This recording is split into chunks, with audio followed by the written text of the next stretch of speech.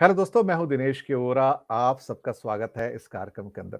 दोस्तों, जैसे कि आप जानते हैं कि हम अपने चैनल्स के ऊपर विद्वानों को, डोमेन एक्सपर्ट्स को आमंत्रित करते हैं, उनके विचारों को जानने का प्रयास करते हैं। उनसे प्रेरणा पाने का भी हम देखा जाए तो हम प्रयास करते रहते हैं। इसी कड़ी में आज हम जोड़ रहे हैं एक नई कड़ी। हमारे साथ आज एक ऐसी शख्सियत हैं जो पहले भी 3 एपिसोड में आ चुके हैं। आज उस कड़ी की ये चौथी कड़ी है देखा जाए तो। हम बिना लाग लपेट के, बिना देरी किए स्वागत करेंगे भारत की पत्रकारिता के भीष्म पितामह श्री त्रिलोकदीप जी का। सर, स्वागत है आपका बहुत-बहुत। नमस्कार, नमस्कार। श्री त्रिलोकदीप जी, अगर लोगों ने मेरे प्रीवियस एपिसोड्स नहीं देखे हैं तो मैं बता दूं कि आ, इनका जीवन जो था लोकसभा सेक्रेटेरिएट से प्रारंभ हुआ था और इनको प्रसिद्धि मिली जब खास तौर से ये दिनमान पत्रिका में आए, जो भारत में न्यूज वीक और टाइम मैगजीन का इक्विवेलेंट माना जाता था, जिसको टाइम्स ऑफ इंडिया लेके आए थे। और वहां पर उन्हें सौभाग्य मिला था भारत के एक महान सपूत सच्चिदानंद वात्स्यायन अज्ञेय जी के साथ कार्य करने का। करीब करीब इन्होंने वहां पर 5 साल तक लगातार अज्ञेय जी के साथ काम किया और वहां दिनमान में इनके साथ बहुत बड़े बड़े दिग्गज भारत की पत्रकारिता के, जिसमें मनोहर श्याम जोशी, सर्वेश्वर दयाल सक्सेना और ना जाने कितने और अनगिनत यादें लोकसभा सेक्रेटेरिएट की जहां उन्होंने कार्य किया था, चाहे पंडित नेहरू की हो या बाकी लोगों की हो। अपने आप में क्या कहते हैं कि यादों का एक चलता फिरता खजाना। हमारा सौभाग्य त्रिलोकदीप जी चौथे एपिसोड में हमारे साथ हैं और हमने जहां पिछली कड़ी को समाप्त किया था वहां से प्रारंभ करेंगे, खास तौर से अज्ञेय जी के साथ जो उनकी मुलाकात होती है और किस प्रकार से ये दिनमान में आते हैं और वहां जो उनकी यात्रा है, उस यात्रा से वापस हम प्रारंभ करते हैं। त्रिलोकदीप जी, माइक आपके लिए अभी। नमस्कार, धन्यवाद दिनेश जी। बहुत कृपा आपकी। आप मुझे अपने पुराने दिनों की तरफ ले जा रहे हैं। जैसे मैंने कहा कि मैं 1 जनवरी 1966 में दिनमान से विधिवत जुड़ गया था और जो जो पहले काम किया वो आपको बता चुका हूँ। इसमें अब एक मैं चीज मैं जोड़ दिनमान देता हूं, 1 सेकंड मुझे दीजिए। दर्शक मित्रों, मैं आपको बता दूं कि हमारा प्रोग्राम पहली बार 3 चैनल पर एक साथ जा रहा है त्रिलोकदीप जी का, जो कि लाउड टीवी चैनल पर है, न्यूज वर्ड चैनल पे है और न्यूज टाइम का जो एफबी का चैनल है उस पर है। 3 चैनल पे साइमल्टेनियसली लाइव टेलीकास्ट है ये, तो सभी के दर्शकों का स्वागत है जी। त्रिलोकदीप जी, धन्यवाद। तो अब रमना शुरू हो गया था। लोग अब ये नहीं कहते थे कि ये वात्स्यायन जी का यानी अज्ञेय जी का पूरा नाम जिनको नहीं मालूम बता दूं, श्री सच्चिदानंद हीरानंद वात्स्यायन अज्ञेय, जी, ये उनका बंदा है। अब उन्होंने कहना शुरू किया नहीं, ये दिनमान का बंदा है। जी, चाहे वो मनोहर श्याम जोशी रहे हों, चाहे जितेंद्र गुप्त रहे हों, चाहे सर्वेश्वर दास सक्सेना रहे हों, चाहे श्रीकांत वर्मा रहे हों, तो हमारे साथी थे। उन्होंने मुझे अपना साथी मान लिया था कि हाँ, ये हमारा साथी ही है और अच्छा लगेगा काम करके। हमने क्योंकि कोई भी जिसने भी कोई काम का जो हमसे हो पड़ा कर दिया और इस तरीके से गाड़ी चल पड़ी और हम चलते चले गए और अच्छा लगा। हाँ, अज्ञेय जी का निस्संदेह मुझे बहुत स्नेह मिला, बहुत प्यार मिला और आज जो कुछ भी मैं हूँ या जो कुछ मैं बोलता हूँ सब उन्हीं की तरफ से बोल रहा हूँ और उन्हीं के सिखाए शब्दों को ही मैं बोल रहा हूँ। दिनमान का जैसे मैंने पहले बताया कि उसका नाम पहले देशकाल चला था, लेकिन किसी वजह से वो रजिस्ट्रार से नहीं मिला, तो अज्ञे जी ने दिनमान उसका नाम रखा। एक दिन मैंने वैसे ही पूछ लिया कि आपको पहला नाम पसंद था कि ये नाम पसंद है। बोले देशकाल जो था सीमित था, दिनमान जो है व्यापक है और हमारी असीमित पत्रिका है। व्यापक है। जी, व्यापक पत्रिका है तो इसलिए दिनमान बहुत अच्छा है। दुनिया दिनमान कहीं का भी हो, चाहे हिंदुस्तान को चाहे अंतर्राष्ट्रीय स्तर का, तो बहुत अच्छा, क्यों हम लोग तो अंतर्राष्ट्रीय स्तर की खबरें बहुत छापते हैं। जी, तो मोटे तौर पर बता दूं कि दिनमान 48 पेज की पत्रिका थी और इसके जो पहले जो शुरू होता था तो उसमें जैसे लेटर टू एडिटर होता है उसका नाम हमने मत सम्मत रखा था। उसके बाद एक पत्रकार संसद हुआ करता था कि विदेशों में क्या छपता है भारत के बारे में, वो हम लोग दिया करते थे। जैसे पिछली बार बताता कि पिछले सप्ताह राष्ट्र में पिछले सप्ताह कैसा रहा और विदेश में पिछले सप्ताह के साथ एक कॉलम से होते थे। न्यूज़ के 3 चीज़ें होती थी। एक तो जो राज्यों के बारे में उसे हम प्रदेश कहते थे, और दूसरा राष्ट्र के बारे में उसे हम राष्ट्र के नाम से ही कहते थे, और तीसरा विश्व होता था। विश्व के साथ एक और चीज़ होती है, समाचार भूमि। समाचार भूमि का ये मतलब होता था, मान लीजिए किसी छोटे से जगह में कोई क्रांति हो या कोई छोटी सी घटना हो, तो उसे हमने एक व्यापक पेज, एक पेज 1.5 पेज में देना होता, ताकि लोगों को पता चले कि क्या चीज़ है। एक हमने शुरू किया था विश्व के द्वीप नाम से, वो भी बहुत प्रसिद्ध हुई थी, वो भी समाचार भूमि का हिस्सा था, लेकिन लोगों को बहुत पसंद आया था। तो जब मैं अमेरिका गया था, वहाँ लैटिन अमेरिकन कंट्रीज के और उस आसपास के लोगों के द्वीप द्वीप के बारे में किताब लेता आया था, उसके ऊपर मैं लिखता जा रहा हूँ। तो ये सब चीज़ें दिनमान में मिलती थी। बाकी साहित्य, कला, रंगमंच ये भी था, अर्थ जगत भी था, विज्ञान भी था। तो ये सब चीज़ें एक तरह से आपको मिल जाती थी, जो कि हिंदी पत्रकारों के लिए, हिंदी बुद्धिजीवियों के लिए, हिंदी पाठकों के लिए नियामत थी। क्योंकि जब मैं कभी बाहर जाता था, चाहे बिहार, राजस्थान, उत्तर प्रदेश या मध्य प्रदेश में, लोग कहा करते थे सब हम तो दिनमान पढ़ के आईएएस बने हैं या आईपीएस बने हैं या कुछ बने हैं। तो ये क्योंकि ये मैं कुछ लोगों के नाम यहाँ नहीं लेना चाहता, दो आईपीएस अफसर थे, फिर गवर्नर ही बन गए, रिटायर भी हो गए। तो वो लोग पढ़े थे, वो हमें बताया करते थे कि हम रिपोर्टर थे, तो बताया करते थे कि साहब हम तो दिनमान ना होता तो पता नहीं क्या होता, क्योंकि हर जगह टाइम न्यूज़ वीक नहीं पहुंच सकता और हर आदमी टाइम न्यूज़ वीक की भाषा नहीं जानता। जी। तो एक ये तो दिनमान। एक अज्ञे के बारे में मैंने पिछली बार संकेत दिया था, जब वो दफ्तर में प्रवेश करते थे, दूसरी मंजिल पे हम लोग बैठते थे टाइम्स हाउस की, ये आप संपादकीय विभाग, दिल्ली की बात कर रहे हैं आप? दिल्ली की, हाँ, दिल्ली के टाइम्स हाउस में सीधे हम लोग बैठते थे। तो हम लोग सेकंड फ्लोर में बैठते थे। तो सेकंड फ्लोर में सब एडिटोरियल हुआ करता था, टाइम्स ऑफ इंडिया का भी, इकोनॉमिक्स टाइम्स का भी, नवभारत टाइम्स का भी, और एक बंदा महाराष्ट्र टाइम्स से भी हुआ करता था। जी। आगे आगे वहां एक संपादक थे, जिनके अंदर टाइम्स मतलब अपने सेकंड फ्लोर पर प्रवेश करते ही लोग उठ के खड़े हो जाते थे। ओ। दिनमान के लोग तो खड़े होते ही थे, दूसरे लोग भी। कभी कोई लोग कभी मजाक करते कि नवभारत टाइम्स वाले खास तौर पे कहते क्या यार बच्चों की तरह खड़े हो जाते, टीचर आ गए। हमने कहा वक्त आएगा आप भी देखिएगा। तो फिर होता यह था कि जब कहीं अज्ञे को लोगों ने देख लिया, एक तरफ हो जाया करते थे, संपादक सिर झुकाते थे। ये एक उनका ऐसा व्यक्तित्व था। नहीं तो गिरिराज जैन आ रहे हैं, पाइप पीते चले जा रहे हैं, टाइम्स ऑफ इंडिया में कोई नहीं पूछ रहा है। अक्षय कुमार जैन आ रहे हैं, नवभारत टाइम्स से भागते भागते आ रहे हैं, चले जाए, नो बॉडी बादर्स। एक वह ये पर्सनैलिटी थी जिसको पता नहीं व्यक्तित्व ऐसा था, चुंबकीय था, आकर्षक था। आकर्षक तो थे ही, बहुत खूबसूरत आदमी थे, तो बड़ा अच्छा लगता था। और हमें देख कर तो बहुत प्रेरणा मिलती थी, क्योंकि मैंने बचपन में पढ़ा था इनको, और देखने का फिर सुख, बैठने का सुख, बातचीत करने का सुख अलग तरह था। आते साथ हम लोगों को कहा जाता है कि 10:30 बजे तक पहुंच जाइए दफ्तर। वो भी 10:30 11 आ जाते थे। सबसे पहले आके सबसे पहले वो देखा कर उन दिनों। फिर मैं आपको बता दूं, ये टेक्नोलॉजी थी नहीं, सबको ये मैनुअल टाइपराइटर, मेरे पास रखे हैं, मैनुअल टाइपराइटर हुआ करते थे। तो 2 किताब, हमारी जितनी भी मैटर छपता था वो सारा टाइप होकर जाता था प्रेस हमारा 10 दरियागंज में था, उसे ओल्ड पुरानी बिल्डिंग कहते थे, जहाँ हम लोग बैठते थे इसको नई बिल्डिंग कहते थे। तो जी। वहाँ जाता था।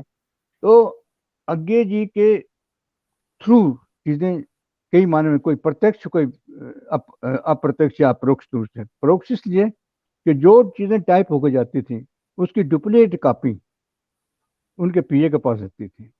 तो सबसे पहले आके अपनी वो देखते थे कि क्या क्या मैटर गया है प्रेस में। तो पूरा देखने के बाद कहीं उन्हें शक सुबह होता तो उस बंदे को बुला लेते जिसने लिखा था, या कहीं अपने जोड़ जाड़ के या घटा के या भेज देते। अगर खाली उसके पीए के पास वापस आ गए, समझे सब ठीक है, नहीं तो कुछ ना कुछ बताते। उनकी नजर से हर चीज जाती थी। आगे नहीं, अपने समय सिर्फ संपादक का नाम जाने दिया। संपादक सच्चिदानंद हीरानंद, संपादक सच्चिदानंद भास्यन, किसी और का नहीं जाता था। वो उसके बाद संपादकीय सहकर्मी शुरू हुए। तो किसी ने पूछा साहब आप में अपने संपादकीय सहकर्मी का नाम क्यों नहीं देते जैसे और अखबारों में आता है? तो उन्होंने कहा देखिए, हर चीज़ के लिए संपादक जिम्मेदार होता है। कोई भी चीज़ छपे, मान लीजिए कोई केस चलना हो तो मैं रिपोर्टर को भेजूंगा क्या? संपादक जिम्मेदार है। कहीं कुछ कभी किसी को दिक्कत हो तो मुझसे बात करें, मेरे रिपोर्टर से क्यों बात करें या मेरे सहायक संपादक से क्यों बात करें? तो ये उनका तर्क हुआ करता था, और जो कि हम सोचते हैं कि बहुत स्वस्थ हुआ करता था, बहुत अच्छा हुआ करता था। तो इस तरीके की वो चीज़ें किया करते थे और बहुत अच्छा लगता था।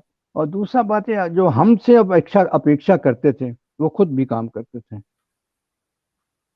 पुरानी बिल्डिंग से, यानी कि 10 दरियागंज जब गैली पढ़ने के लिए आती थी, सब कुछ पुराना पुरानी स्थिति थी, तो पढ़ने के लिए अपने गैली खुद पढ़ा करते थे कि देखिए साहब, मैं ये अपनी गैली पढ़ रहा हूँ, आप भी अपने पढ़िए, ताकि ये संपादक बता सके कि मैं खुद जो काम करता हूँ आपसे अपेक्षा ये करता हूँ। एक और बात, हमारे राज्यों में कहीं कोई प्रतिनिधि नहीं था।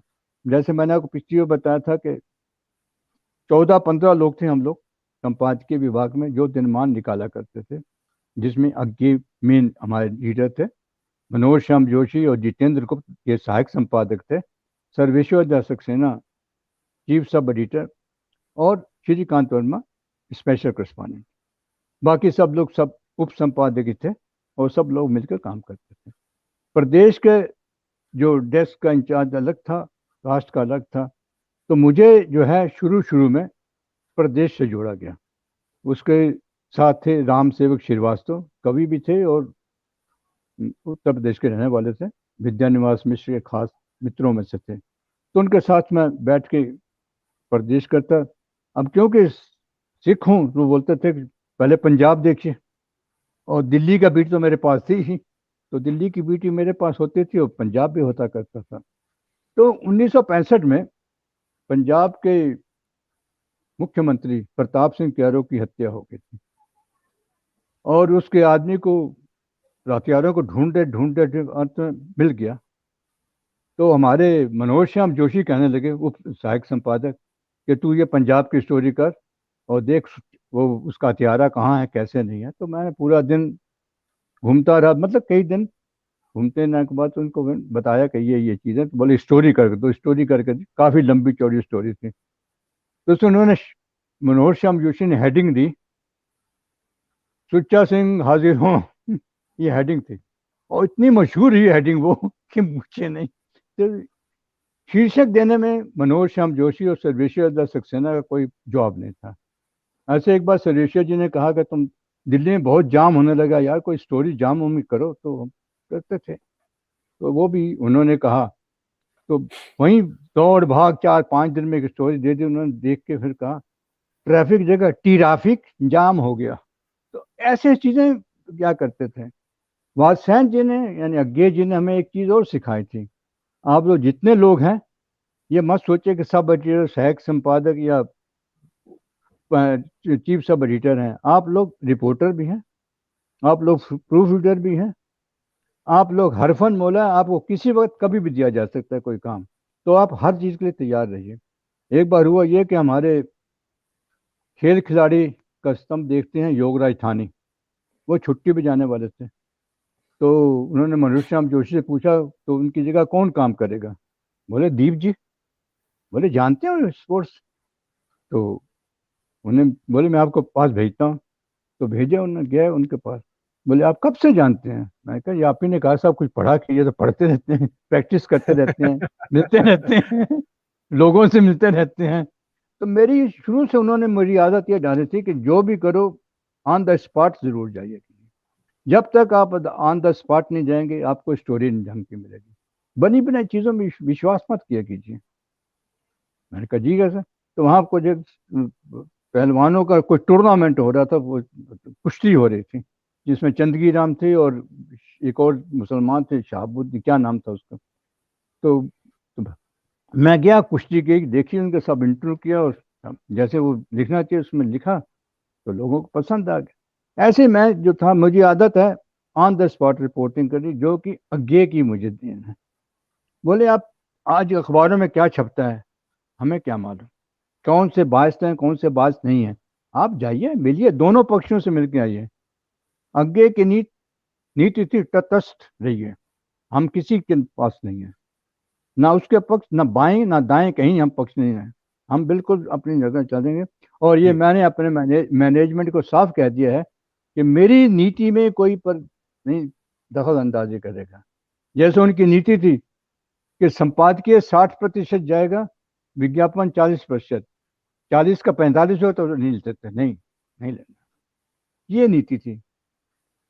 आगे की टेबल पे जैसे मैंने कहा, पहले वो डुप्लीकेट कॉपी की चली गई, तो उसके बाद उनकी जो अखबारात आते थे, जैसे हिंदुस्तान, बाकी जो डेली थे वो तो घर से पढ़ के आते, नोट लिख के आते, क्या किसको क्या देना है। उसके बाद हमारे टाइम, न्यूज़वीक के अलावा guardian, Washington post, New York time, economist London का बहुत अच्छा अखबार है वो, और क्या नाम है, लमान, ये भी आया करते थे। और एक बंगला क्या आता था, देश। तो हमने कहा ये कौन पढ़ता है, तो पता चला कि फ्रेंच जोशी जी और अज्ञे जी पढ़ते हैं। फ्रेंच तो पेपर जो जो है, लेमान की बात करें आप? लेमान पेरिस से निकलता है, मैं गया हूँ जी वहाँ जी, भी। हाँ लेमान होता है, हाँ। हाँ, इकोनॉमिस्ट में भी गया, लंदन से निकलता है, बहुत ही खूबसूरत पेपर है, सबसे अभी भी बढ़िया है मुझे। हाँ, इकोनॉमिस्ट तो अब भी है। और अभी भी है, मैं गया उनके ऑफिस में गया हूँ। एक दिन पूरा न्यूज वीक में रहा हूँ न्यूयॉर्क में, और एक हफ्ता में एक दिन में यहाँ भी काम किया, अच्छा लगता है मुझे। इस पर बाद में आएंगे। तो वो देखते थे इकोनॉमिस्ट, यहाँ भी बोले कि टाइम न्यूज में ये ठीक है, हम उनका अपने हिसाब से, हमारे हिसाब से नहीं है। इकोनॉमिस्ट हाँ अच्छा पेपर है, इसका विश्लेषण अच्छा है, अनबायस्ड है। लमान के बारे में बोले कि मनोज श्याम जोशी को दे दियो, मैंने देख लिया, जोशी जी को कहिए कि ये फलां फलां चीजें हैं, इसमें तो आप बना हिंदुस्तानियत कर दीजिए इसमें। तो जोशी बहुत कलाकार थे, आपको मतलब फिल्म स्टूडियो से आए थे, और फिल्मी स्टाइल था, और हीरो थे ये भी, वो लंबे, हमारे यहाँ दो लंबे आदमी थे, एक वात्स्यायन जी और एक जोशी जी। मनोज श्याम और जोशी। हीरो स्टाइल, हाँ हीरो स्टाइल में काम करते थे।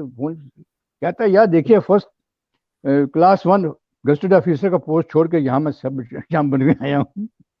मैंने कहा भाई हाँ, पत्रकारिता पत्रकारिता ही होती है। फिर मैंने कहा वात्स्यायन जी के साथ तुम्हारा पुराना संबंध है, प्रतीक से लेके रहे हो, उसके बाद रेडियो में उनके साथ रहे हो, उनकी ट्रांसलेशन करते रहे, काहे का दोस्ती, तुम्हारी गुरु तो तुम्हारा भी यही है ना। बोले हाँ हाँ हाँ है, लेकिन मैं फिल्म म्यूजिक का आदमी हूँ। तो फिल्मी इनके बहुत कहानियां सुनाया करते थे, क्या क्या फिल्मी होते हैं क्या नहीं होते। तो इस तरीके से हमें ट्रेनिंग दी जाती थी। और ये भी कहा जाता था कि भैया वो प्रेस में जाके बैठा करो, वहां भी देखा करो क्या काम होता है। तो देखिए, जहाँ होता है गड़बड़ ना, जहाँ मतलब बड़ा सुकून होता है, तो वहाँ गड़बड़ भी होती है। एक पता नहीं लोगों को क्या फितूर चढ़ा, हमारे सब लोगों को, कि छुट्टी में, जिस दिन छुट्टी ले ली, जिस दिन हमने दिनमान का पेज क्लियर होके अगले दिन छपने जाता है। दिनेश जी, होता ये था कि जैसे पेजेस हैं, कुछ पेजेस जैसे हम लोग शुक्रवार को शुरू करते हैं पेज छोड़ना।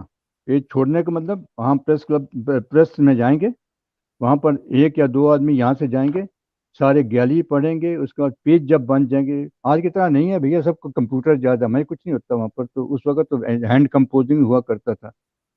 तो आ जाएंगे, उसके बाद हम गैलरियाँ एक होती थी वो पढ़ेंगे, उसके बाद पेज बनेंगे, पेज बनने के बाद पढ़ेंगे। वो जब फाइनल हो जाता था कि हाँ अब ये छापने लगे, तो लिखते थे या लिखते थे ओके, या सही करके छाप दें। तो ये हम लोग शुक्रवार से ये प्रक्रिया शुरू हो जाती थी। कुछ बंदे शुक्रवार को जाते थे, कुछ शनिवार को जाते थे, कुछ इतवार को जाते थे, कुछ सोमवार को जाते थे, और कुछ मंगलवार को जाते। मंगलवार को फाइनल करना होता था, क्या आपको रात को 12 बजे, 1 बजे, 8 बजे, 10 बजे आपको फाइनल कर जाना ही पड़ेगा। तो मेरे साथ सर्वेश्वर दास सक्सेना जाते थे क्या शनिवार को। तो बात, हाँ दीप बोलो, पढ़ना है। अब साहित्यकार आदमी, कवि इतना बड़ा मान्य कवि, मैं कहा ये पेज पास कीजिए आप। बोले किसका है, मैंने कहा साहित्य का है। बोले हाँ ठीक है। ये किसका है, मैंने कहा रंगमंच का है। बोले ठीक है। ये किसका है, मैंने कहा संगीत का है। ये बोले ये भी ठीक है। बोले ये किसका है, मैंने कहा ये अमेरिका का है। बोले ये मुझसे नहीं पढ़ा जाएगा, अमेरिका अमेरिका मुझसे नहीं तुझसे करा। एक दिन पता नहीं क्या हुआ कि पेज पढ़ते पढ़ते हमारे जो 10 दरियागंज के प्रेस है जहाँ बैठते हैं उसके सामने ही यमुना नदी बह रही थी। तो ये पता नहीं कवि हैं, सोचते सोचते पेज पढ़ते पेज हाथ में कहीं गुम हो गया और कागज के हाथ में लिखे जा रहे हैं। 1 घंटे बाद होश आया, बोले वो पेज कहाँ है? मैंने कहा वो तो पाठ दिया। बोले मैंने कहा, बोले ये कविता लिखी है। भाई को दिखाऊं, भाई है नहीं है, भाई मतलब वात्स्यन जी, अज्ञे अज्ञे नहीं, अज्ञे हाँ। अज्ञे को भाई कहते, कोई लोग भाई कहते थे। तो दिखाते हैं, जैसे ये कहते थे, और रेणु जी भी कहते थे, विद्या निवास मिश्र भी कहते थे, उनको भाई भाई कहते थे। तो तो ये मजे, एक बार हुआ ये, जिसमें बात आ रहा था कि कुछ लोगों ने मंगलवार को छुट्टी ले ली। बड़े, ना सहायक संपादक, ना चीफ सब एडिटर, ना कुछ कुछ सब एडिटर भी नहीं। तो कुल मिला के हम 2 आदमी थे, मैं और एक मेरी कुलीग थी श्रीमती शुक्ला रुद्र, और वात्स्यन जी आए थे। उन्हें उस दिन हरिद्वार जाना था। तो पता चला कि वो कोई लोग नहीं आया है। तो बोले प्रेस कौन जाएगा आज? तो उसने कहा शुक्ला जी हैं, शुक्ला जाएंगे। और दूसरे कौन है? वो दीप जी हैं। बोले उनको बुलाई। मैं कहा जी। बोले आप प्रेस कभी गए हैं? देखिए पूछने का ढंग देखिए, प्रेस सब मालूम था उनको, प्रेस कभी गए हैं? मैं कहा जी हाँ जाता हूँ।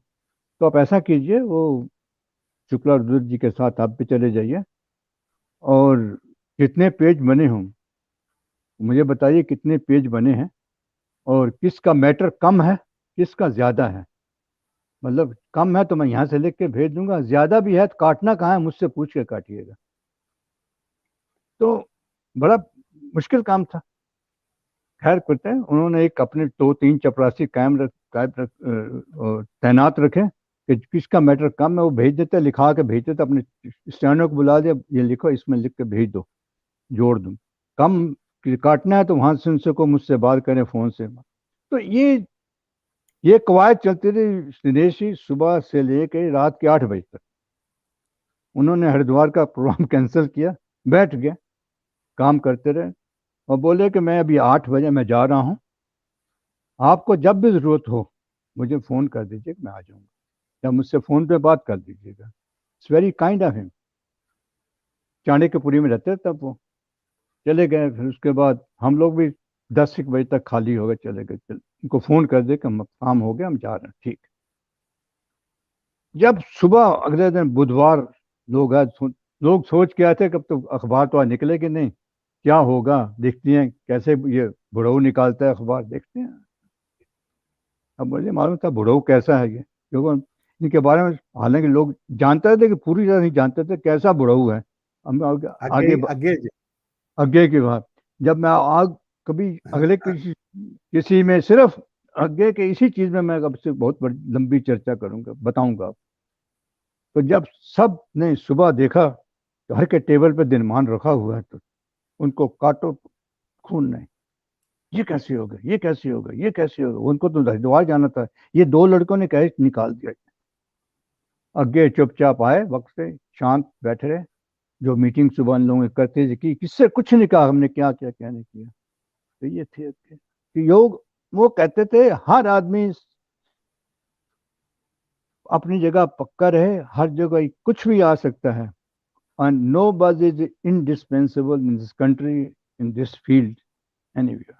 कोई ये मत सोचे कि मेरे ना जाने से या मेरे ना होने से काम हो जाए, कभी काम नहीं रुकता है। ये जी मिसाल अज्ञे दे दी। ये किसी और ने एक बार बदमाशी की थी, आखिरी दिन पेज सारे पास कर दिए, एक आध पेज पे साइन करना भूल गया या नहीं किया, पता नहीं क्या किया उन्होंने। तो रात को 11-12 बजे अज्ञे जी के फोन और कर रही, घर होता नहीं था। मैं 1965 66 67 की बात कर रहा हूँ। अरे हमारे पास तो फोन नहीं था, बहुत लोगों के पास नहीं, किसी के पास नहीं था, उन्हीं के घर फोन था। तो किसी वहां से फोरमैन ने फोन किया, सर वो एक पेज रह गया ओके होने से, और वो ओके नहीं होगा तो पेपर नहीं छपेगा। बोले अच्छा, मैं आता हूँ। रात को 12 बजे उनके पास स्टैंडर्ड गाड़ी हुआ करते थे, तीन गाड़ी, तीन तीन चीजें थी, अम्बेसडर, फिएट और स्टैंडर्ड। उनके पास स्टैंडर्ड थी नीले रंग की, उन्होंने उठाई और रात को 12 बजे आ गए, पेज ओके किया तो इधर उधर सब देखा, प्रेस में पहले शायद पहले आ चुके थे, देखा तो देखा एक कंपोजिटर का स्टूल खाली है। जो कंपोजिंग करते हैं उस वक्त हंस कंपोजिंग हुआ करते ऐसे होते थे, एक वो गैल हाथ में ली उसमें कंपोजिंग, और एक डिब्बा जैसे टाइपराइटर को रखा होता है कि एक डिब्बा होता है उसमें हर रखा होता है कि ये अब फलां अक्षर है, ये फलां अक्षर है, ये फलां एक कंपोजिटर का खाली था, वहाँ बैठ गए और वो जो उससे डिब्बे कंपोज करने लगे। तो लोगों को ताज्जुब होने लगा, ये बंदा ये संपादक है भाई, क्या कर रहा है। लोग आग खड़े होकर देखा कि पूरा एक पूरा पैरा उन्होंने कंपोज कर दिया। मतलब वो तो प्रोफेशनल काम है, उठाया यहाँ से। तो बोले सर ये क्या, बोले क्यों, देखो गाली उठा कर लाओ, मैंने ठीक कंपोज है कि नहीं किया। बोले वो सर ठीक तो किया है, लेकिन ये सब कैसे मालूम आपको। बोले ऐसा है कि हम इलाहाबाद में प्रतीक अखबार निकालते थे, और प्रतीक अखबार निकालने में हमने सब काम किया। हमारा भी एक दिन ये कंपोजिटर नहीं आया था तो हमने ये भी सीख लिया कैसे कंपोज करना है, तो इसलिए हम कंपोजिंग भी कर लेते हैं। तो ये अज्ञे थे तो ये कंपोजिटर वहां का पे काम। वो लिखा भी करते थे, कविताएं वगैरह या लेख वगैरह लिखा और करते थे अलग से, उनका शौक जो हुआ करता था जिसके कारण वो दुनिया में फेमस रहे हैं। अरे वो बहुत लिखा करते, लेकिन पत्रकार जो है, मैं तो सिर्फ अज्ञे पत्रकार की बात करूंगा, और लेखक की बात थोड़ी बहुत मैं करूंगा। जब मैं वो दिनमान छोड़ के गया, और जो मेरा उनके साथ फिर 17 साल तक, मतलब टोटल 22 साल तक उनका मेरा संपर्क रहा, और आखिरी कंधा मैंने उनको दिया था। तो उस तकरीबन बाद कंधा मैंने दिया था, तो उस अज्ञे की बहुत भी बात करूंगा। बिल्कुल बिल्कुल अभी बहुत। अभी मैं वात्स्यायन की बात कर रहा हूँ। हाँ, मैं सिर्फ पत्रकार, बहुत बड़ी बात कर दी आपने ये। मैं सिर्फ पत्रकार ही बात करूँ, जो अभी आगे जितनी बातें मुझे कहेंगे, जब आज जितनी सुनना चाहेंगे तो आज सुन लीजिएगा उनके पत्रकारिता की, आगे सुने जाए तो उनके पत्रकारिता नहीं, की, ये और उनकी रिपोर्टिंग की फिर सुन लीजिएगा। और ये उनके मिलने वाले को वो सूची बता, जो उनके पास बैठे रहते थे, उनको मतलब मिलते थे सबसे। बाहर उनके टेबल का जो इंतजार करते हुए लोग पाए जाते थे, उसमें विद्या निवास मिश्र, हाँ कौन कौन सा मैं नाम देख लेता हूँ, विद्या निवास मिश्र, कृष्ण कुमार, भगवती शरण सिंह आईएएस थे, राम कुमार निर्मल के भाई, निर्मल वर्मा के भाई राम, वो पेंटर भी थे, कहानीकार भी हुआ करते थे, और विजय देव नारायण शाही, बहुत बड़ी कवि थे, ये भी हैं, फणीश्वरनाथ रेणु, हम्म, अशोक चक्रधर, राम गोपाल बजाज, विनोद कविता नागपाल, भानु भारती, ऐसे कुछ चीजें थे। वो बैठे हैं अंदर काम कर रहे हैं। अगर मैं बिजी हूँ तो सर्वेश्वर से बात कीजिए, सर्वेश्वर जी बीते मनोज श्याम जोशी से बात कीजिए। जब मैं खाली हुए तो मैं बुलाऊंगा। लोग बाहर बैठे रहते थे, लोग आस पास के लोग देखते थे कि क्या है बंदे यहाँ पर, कैसे लोग यहाँ आते हैं, और पता नहीं क्या क्या लोग आया करते थे। मतलब टॉप नॉच, कोई आईएएस है, कोई आईपीएस है, कोई बहुत बड़ा राजनेता है, ये नहीं जाते थे किसी के पास। जादू था जादू। अरे एक बात और बताता हूँ, लोग कहते हैं कंपटीशन, किस चीज की कंपटीशन, अंग्रेजी हिंदी की। ना उनसे बढ़िया कोई अंग्रेजी बोल सकता था, ना उनसे बढ़िया कोई संस्कृत बोल सकता था, ना उनसे बढ़िया कोई फारसी बोल सकता था, और ना उनसे बढ़िया कोई बंगला बोल सकता था, और ओ, ना उनसे बढ़िया कोई पंजाबी बोल सकता, क्योंकि पंजाबी तो मातृभाषा थी उनकी। और बंगला लिखते के बहुत हिंदी से में थे, लिखते हिंदी में थे। अपना अपना लिखा अंग्रेजी में ट्रांसलेट खुद करते थे। वो अंग्रेजी में उनका मतलब उनका, जब उन्होंने एमए 1 पार्ट इंग्लिश का कर लिया था, सेकंड पार्ट क्यों नहीं किया वो हम बाद में बताएंगे। अब उसके आज मैं सिर्फ आपसे बात अज्ञे पत्रकार की कर रहा हूँ। अज्ञे की और कितने रूप हैं जिनको लोगों को नहीं मालूम, या मिला तो बहुत कम लोगों को मालूम है, वो हम बात बताएंगे। जी, इसके बाद जो अभी मैं, जब मेरे से अगर पत्रकार वाला जब खत्म हो जाएगा, तो अज्ञे क्रांतिकारी वाला बताऊंगा मैं। जी, बिल्कुल कीजिएगा। अगले 5 मिनट के अंदर और ये लास्ट सेगमेंट में आके हम पत्रकारिता की बात करेंगे अज्ञेय की, और फिर जब हाँ, अगले एपिसोड्स में आएँगे तो उसके बाद हम उनके नहीं दूसरे रूपों की बात करेंगे। अभी तो मैं पत्रकार वाला अब शायद अगले हाँ, बार भी चलेगा, अगले बार भी चलिए, चलेगा पत्रकार चलिए, वाला, कि देखते हैं। पत्रकार उनका मैं आगे एज ए रिपोर्टर नहीं दे रहा हूँ आपको, वो आगे एज ए फोटोग्राफर आपको नहीं दे रहा हूँ, आगे एज ए कैरिकेचर वाला नहीं आप दे रहा हूँ। आगे के पास सुबह, जैसे मैंने बताया, आज सुबह उनके जो जिन लोग हैं, जो इन लोगों से सुबह 3-4 लोग मिलने आते थे, वो एक थे कार्टोलॉजिस्ट, क्या होते हैं वो जो रेखांकन करते हैं, वो होते नक्शे उक्शे बनाते हैं, वो आते हुँ, हैं। हुँ। के बी कुमार हुआ थे, जो के बी की के नाम से मशहूर हैं, वो आते थे और कहते थे साहब कितने नक्शे क्या बनाने हैं। तो दूसरी आते थे, एक रंगा थे, वो कैरिकेचरिस्ट अब करते थे, वो आया करते थे। एक नीचे हमारे टाइम्स ऑफ इंडिया के परमेश्वरी दयाल हुआ करते थे, वो आते थे, हुँ, फोटोग्राफर, कौन सा निगेटिव क्या बनाना है वो करने के लिए। तो ये आगे के बिना कोई नहीं कर सकता। एक चीज दिनेश जी ने चलाई थी कि हमारी जो भाषा है, पत्रकार की भाषा, सहज और सरल होनी चाहिए, इसमें कहीं वो नहीं करनी चाहिए। तो वो भाषा पे, पत्रकार की भाषा पे बहुत ख्याल करते थे कि अगर कोई दक्षिण भारत का आदमी भी कोई पढ़ रहा है दिनमान, तो उसे समझ में आना चाहिए। शुरू शुरू में मैंने वर्तनी में थोड़ा सा वो किया था कि आधा ना की जगह नहीं, बिंदी की जगह आधा ना, आधा ना, फिर उसके बाद नहीं ये चलेगा नहीं, फिर वो बिंदी की जगह अनुस्वार की जगह अनुस्वार ही जाना चाहिए। तो ये उन्होंने फिर शुरू वापस रिस्टोर कर दिया था अनुस्वार। जैसे चिंता के नीचे आधा ना अच्छा नहीं लगता, चिंता जैसे लिखे वैसे लिखा जाना चाहिए। तो इस तरीके से वो चीज एक आगे के वक्त और बहुत एक मशहूर चीज थी कि एक जिस जगह जो नाम बोला जाता है उसी भाषा वही नाम जाएगा। जैसे उड़ीसा अब यहाँ शुरू हुआ ना, हम दिनमान में पुराने निकाल कर दीजिए, हम तब भी उड़ीसा लिखा करते, ओ ओडिशा, हाँ, उड़ीसा कभी उड़ीसा नहीं था। लिखा। मुझे याद है। तो मैं जब मास्को नहीं लिखते थे, मस्कोवा लिखा करते थे।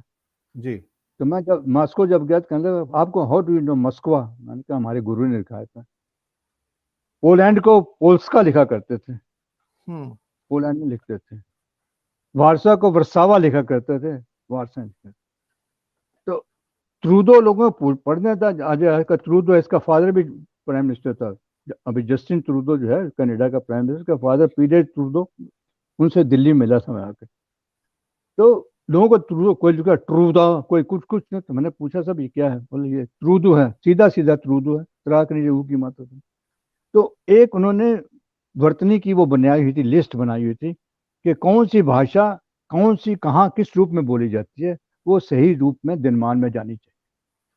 तो जो नक्शे बनाने आता था, बोले सब बता दीजिए क्या भाषा है, कैसे लिखना है।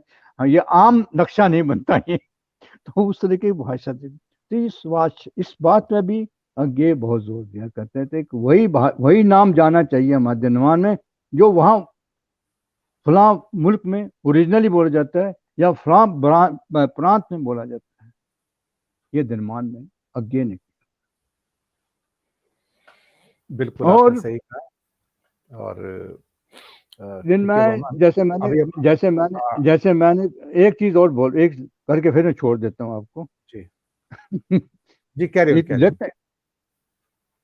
दिनमान में जैसे मैंने कहा किसी का नाम नहीं जाता था, सिर्फ दो व्यक्ति थे जिनका नाम जाता था, या तीसरा भी होगा, दो थे। एक ओम प्रकाश दीपक थे, समाजवादी पार्टी के चिंतक थे, और वो आधुनिक जीवन लिखा करते थे, उनका नाम जाया करता था। और एक पीटीआई के चीफ हुआ करते थे, इंदर लाल, उनका नाम जाता था दो टूक बात करके नाम। और कोई चला जाए तो कोई विशेष, जब कोई प्रतिरक्षा पर लिखवाएं या किसी और से लिखवाएं, नाम किसी का नहीं जाते थे, कोई को पता नहीं चलता था कौन क्या लिख रहा है। तो एक बहुत उन्होंने जब तक वो रहे दिनमान के एडिटर, तब तक किसी का नाम नहीं जाता सिवाय संपादक उनका, और एक या दो, या रेणु ने कोई स्टोरी कोई स्पेशल लिख तो उसका नाम चला जाए, नहीं जाया करते थे, क्योंकि सब जिम्मेदारी आगे की थी। बिल्कुल आपने सही कहा। दोस्तों, बात बहुत लंबी हैं, और क्योंकि समय की बाध्यता होती है चैनल की, और हमने आपसे वादा किया कि ये हमारा चौथा एपिसोड है इस कड़ी के अंदर। हम 5वें छठे में भी आएंगे, और बहुत सारी जो चीज़ें हैं अज्ञे जी के बारे में वो त्रिलोकदीप जी से ज़रूर हम जानेंगे, क्योंकि ये जो खजाना होता है यादों का, ये बहुत ही अमूल्य होता है, और हम अपनी ओर से पूरा प्रयास करेंगे कि इनको आपके सामने ज़रूर पहुंचाएं। तो इन्हीं शब्दों के साथ हम त्रिलोकदीप जी का करेंगे शुक्रिया अदा कि उन्होंने कीमती समय निकाला हमारे साथ। आज तो साइमल्टेनियसली कई चैनल्स पे प्रोग्राम है, तो सबके साथ जुड़े हैं, और लोग इसको पसंद भी करते हैं। तो आपकी फीडबैक का, आपकी मेल्स का, आपके कमेंट्स का बहुत-बहुत धन्यवाद भी है। कोई आखिरी टिप्पणी आप करना चाहें त्रिलोक जी, जाने से पहले? दिनेश जी, मैं सिर्फ ये बताना चाहूँगा, अगर अगले आप मुझे मौका देंगे, तो जैसे मैंने कहा कि आगे एज ए रिपोर्टर, ऐसी रिपोर्टिंग जो 2 जगह इन्होंने की और जो कि बहुत उसकी सराही गई, कहाँ थी वो सब बाद में बताऊंगा। और आगे की प्रदर्शनी, चित्र प्रदर्शनी हुई थी, जिसका उद्घाटन जयप्रकाश नारायण ने किया था। और उस उद्घाटन के बाद नेक्स्ट जो उनकी चित्र प्रदर्शनी हुई थी अज्ञे जी के चित्रों की, महादेवी वर्मा ने उद्घाटन किया था। तो क्या बात। अज्ञे की चित्रकार के तौर पे भी मैं थोड़ा सा बताऊंगा, अज्ञे के रिपोर्टर के बारे में थोड़ा सा बताऊंगा आपको। ऐसी जगह उन्होंने रिपोर्टिंग की थी जहाँ पहले किसी ने नहीं, मतलब जहाँ उनके साथ कोई और नहीं गया था, वो एज ए रिपोर्टर गए थे। और उसको हमारे कुछ साथियों ने कहा था कि अगर रिपोर्टिंग सीखनी हो तो ये देखिए, ये देखिए, ये मॉडल है अज्ञे का। वो वाकई वो मॉडल था दिनेश जी, जिसने उनको देखा कि अज्ञे ऐसा भी लिख सकते हैं। शेखर एक जीवनी और नदी के द्वीप लिखने वाले ये भी लिख सकते हैं। उनको हैरानी हुई कि इस स्तर की ऐसी भाषा भी लिखते हैं। वो कहा करते नहीं, ये अज्ञे की वो भाषा नहीं, ये सच्चिदानंद वात्स्यायन की भाषा है और पत्रकार की भाषा है। ये थी बिल्कुल, अज्ञे। आपने सही कहा। ये अलग-अलग रूप हैं उनके, और ये अलग-अलग रूप हमारे सामने निकल कर आ रहे हैं, और त्रिलोकदीप जी के द्वारा आ रहे हैं।